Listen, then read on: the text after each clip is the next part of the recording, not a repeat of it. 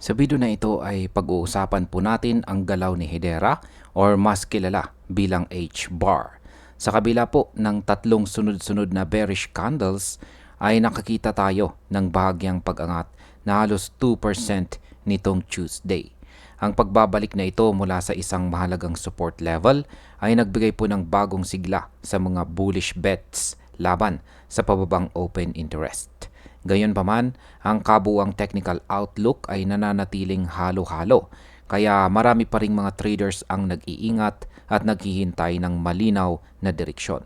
Kaya yan po ang siyang ating pag-uusapan sa video na ito, pero bago po tayo magpatuloy ay pakibasa na lamang po muna ang disclaimer dito po sa ibaba ng ating screen. Yan, ano nga bang nangyayari kay H-bar sa kasalukuyan?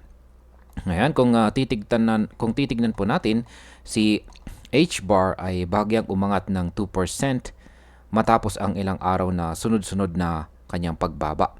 Ang kanyang pag-recover mula sa crucial support level ay sinyalis na may mga traders pa ring naniniwala na may pwersa pa itong si H-bar para itulak ang presyo pataas. Kung magpapatuloy po ang ganitong galaw, posibleng magkaroon po ng short-term rally. Ngunit kung babagsak po muli ang kanyang presyo sa ilalim ng support level, may posibilidad po na lalo pang lumalim ang pagbaba ni H-bar sa market. Ngayon ay pag-usapan naman po natin ang tungkol sa kanyang open interest. Ayan, bakit nga ba mahalaga ang open interest sa kasong ito? Base po sa datos na ibinahagi ng CoinGlass, bumaba po ang open interest na H-bar sa ilalim ng $400 million mark at umabot ito sa $391.83 million nitong Tuesday mula po sa $409.16 million nitong Monday. Ibig sabihin po nito ay mayroong paglabas ng kapital mula po sa H-bar derivatives market dahil tumaas ang liquidation. Ang pagbaba po ng open interest ay kadalasang nagpapakita na maraming traders ang nag-exit o nagsara ng kanilang mga position. Kapag tuloy-tuloy po ito, maaring humina ang demand kay H-bar at ito ay magbigay ng pressure pababa sa kanyang presyo. Ngunit ang magandang balita po dito, hindi ibig sabihin na lahat ng traders ay nawalan ng tiwala. May ilan pa ring naniniwala na may pag-angat na posibleng mangyari. Ano naman ang ibig sabihin ng pagtaas ng taker buy percentage?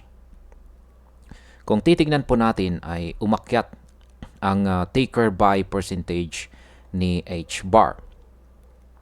Mula po ito sa 47.63% noong Monday papuntang 48.55% nitong Tuesday. Ang ibig pong sabihin nito ay mas maraming traders ang handang bumili kaysa magbenta sa kasalukuyang presyo. Kung patuloy po natataas ang taker buy percentage, maaari po itong magbigay ng dagdag na suporta para sa presyo ni H-bar at makapagbigay ng lakas para sa short-term bullish trend. Subalit kung biglang bumaba ito, mabilis din itong magdudulot ng pressure na maaari pong magpabagsak muli sa kanyang presyo. Ano naman po ang kahulugan ng long to short ratio na H-bar? Kasabay po nito ay umangat din ang long to short ratio sa 0.9436. Ang ratio po na ito ay mahalaga dahil ipinapakita po nito kung gaano karaming traders ang pumupusta sa long positions kumpara sa short positions. Ang pagtaas po ng ratio ay nagpapakita ng bahagyang optimism sa market. Ngunit dahil mas mababa pa rin ito sa 1, mas marami pa rin ang short positions kaysa sa long positions. Kaya masasabi po natin na hindi pa lubusang kumbinsido ang market na tuloy-tuloy ang pag-angat ni H-bar. Kung sakali pong lumampas ang ratio sa 1, mas marami pong traders. Mas maraming traders na ang umaasa ng tuloy-tuloy na pagtaas ng presyo at maaari pong magdulot ito ng mas malakas na bullish momentum. Ngayon ay ano po ang posibleng epekto ng mga signal na ito sa presyo ni H-bar? Kung pagsasamahan po natin ang lahat ng ito, makikita po natin na nasa isang maselang yugto itong si H-bar. Ang pagbaba po ng kanyang open interest ay nagpapakita ng kawalan ng tiwala ng ilang investors. Ang pagtaas naman ng taker buy at saka long to short ratio ay sinyalis ng unti-unting pagbabalik ng kumpiyansa. Dahil dito, malaki po ang posibilidad na makita natin ang consolidation or sideways movement na H-bar sa mga darating na araw habang naghahanap ng mas malinaw na direksyon ang market. Kung biglang dumami po ang mga buyers, posibleng makita po natin ang pagtaas ng presyo. Ngunit kung mangibabaw pa rin ang selling pressure, hindi po malabong bumalik muli sa bearish trend si H-bar. Yan bilang panghuli. Para po sa akin, ang sitwasyon ng H-bar ngayon ay parang isang coin na nasa gitna ng kalsada. May ilan na nagtutulak sa kanya pataas habang may iba namang pumipigil at naghahatak pababa. Ang resulta ay isang mixed market sentiment. Ang pinakamainam po na gawin natin bilang mga traders at investors ay maging maingat at bantayan po natin ang galaw ng kanyang support at saka resistance levels. Kung mabasag man ang kanyang resistance, may maganda pong oportunidad para sa isang rally.